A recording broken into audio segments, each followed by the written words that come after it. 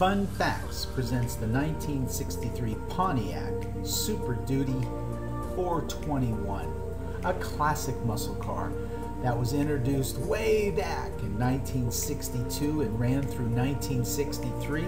I'm excited. I hope you're excited. Let's get started now. The story of the Pontiac Super Duty. None of them are wrong. All of these cars had major contributions to the early muscle car. But what do I know for a fact is that the GTO wasn't Pontiac's first beefed up vehicle. It all started with the Catalina 421 Super Duty. While all GM brands were banned from racing following the 1957 AMA Gentleman's Agreement, Pontiac quietly developed a race spec upgrade for its 389 cubic inch 6.4 liter V8 way back in 1959. Offered as an over-the-counter upgrade, the 1960, it helped Pontiac win 7 NASCAR races and enabled Jim Wagner's to clinch the NHRA National Championship in a beefed-up Enduro. In 1961, Pontiac revised the package and its cars won 30 of the 52 NASCAR races while also dominating quarter-mile races across the U.S. With the company working on a larger 421 cubic inch 6.9 liter, the Super Duty engine, NHRA officials revised the rulebook to prevent it from finding its way into stock classes. But the fact that components were required to have factory part numbers and had to be factory installed didn't prevent Pontiac from racing in 1962. The company simply dropped the 421 in a regular production Catalina full-size car. The mill used a 4-bolt 3.25-inch main block, a 4.09-inch bore, and forged steel crank rods, as well as forged aluminum pistons. A pair of 4-barrel carburetors sat atop an aluminum intake, and for an official output rating of 405 horsepower. In reality, the 421 was actually good for around 465 horses. This is 1961. But as powerful as it was, the 421 Super Duty engine was also expensive.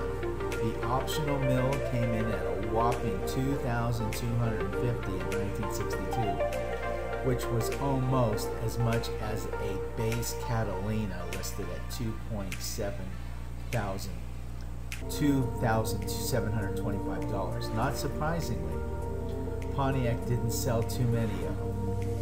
There aren't any official records to run by, but it seems Pontiac put together around 204 of these Super Duty engines. Only 177 of them found their way into Catalina Super Duty models.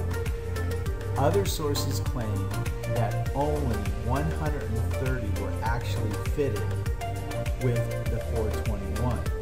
But the sticker wasn't the only thing that kept the 421 V8 at a low production unit.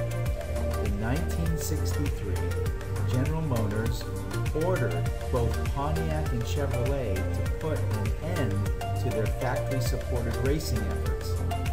By the time that happened, the company had only offered a few 421 to racing teams, mostly in lightweight versions of the Catalina Super Duty.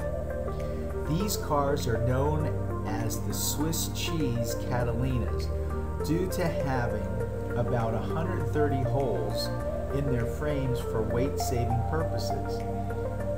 These rare Super Duties also featured aluminum front fenders, hoods, and bumpers, as well as front sway bars delete. Pontiac also eliminated non-essential equipment such as sound deadening material and body sealers.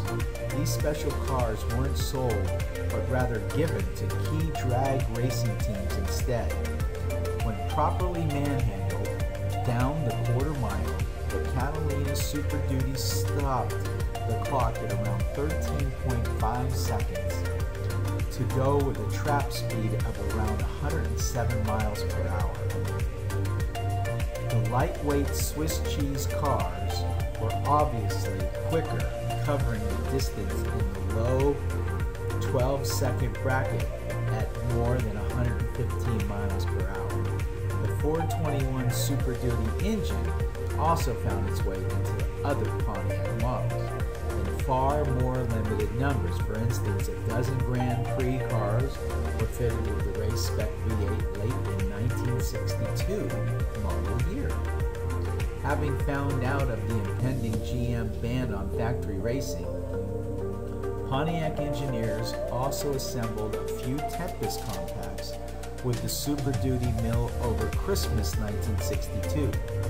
6 coupes were built to compete in the NHRA factory experimental class, but Pontiac also dropped the 421 in 6 station wagon models. It's believed that only one of the 6 still exists, but that's a story for another time. So fast forward to 2021 and the Catalina is equipped with the 421 Super Duty package are among the rarest and most desirable Pontiacs out there.